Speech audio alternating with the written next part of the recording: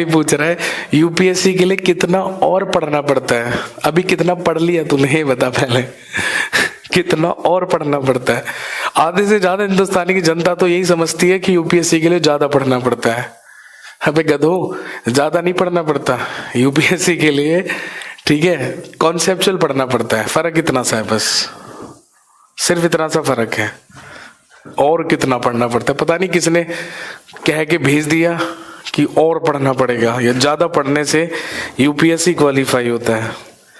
अब धारणा में जी रहे हो भाई।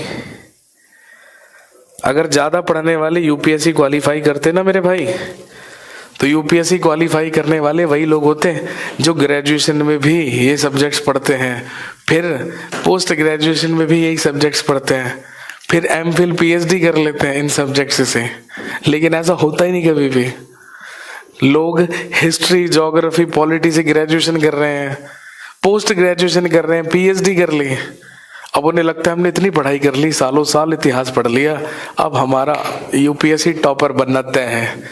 लेकिन सारे के सारे अरमानों पर पानी तब फिरता है जब एक बीटेक किया हुआ लड़का है ना, पहले आईआईटी से बीटेक करता है, उसके बाद आईआईएम से एमबीए करता है और आकर अपना फर्स्ट अटेम्प्ट देता है, पहला अटेम्प्ट, और पहले अटेम्प्ट में ही यूपीएससी क्वालिफाई करता है, टॉप 50 में आता है और चलता है अपने काम पर।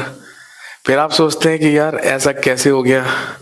अब आपको लग रहा होगा कि उसने ज्यादा पढ़ाई की है ना, है ना। वो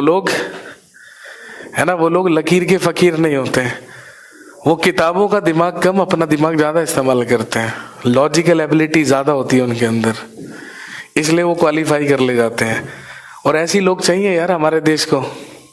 ऐसे ही तो डीएम, ऐसे ही तो जिलाधिकारी चाहिए हमारे देश को,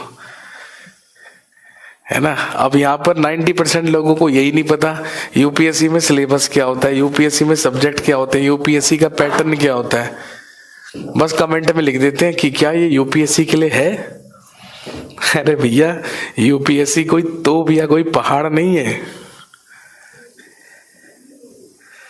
सबसे पहली चीज तो ये देखो, जो पढ़ाया जा रहा है क्या ये आता था पहले से। जो पढ़ाया जा रहा है क्या ये आता था पहले से। अगर ये पहले से नहीं आता था तो ठीक है, तुम्हारे लिए फायदेमंद है।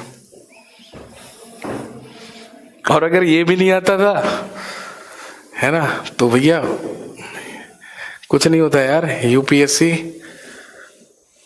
Approach, believe in your self, अपने आप पर भरोसा चाहिए। जिस इंसान को अपने आप पे भरोसा ना हो यार, उसे डीएम क्या, उसे तो चपरासी ना बनाए सरकार।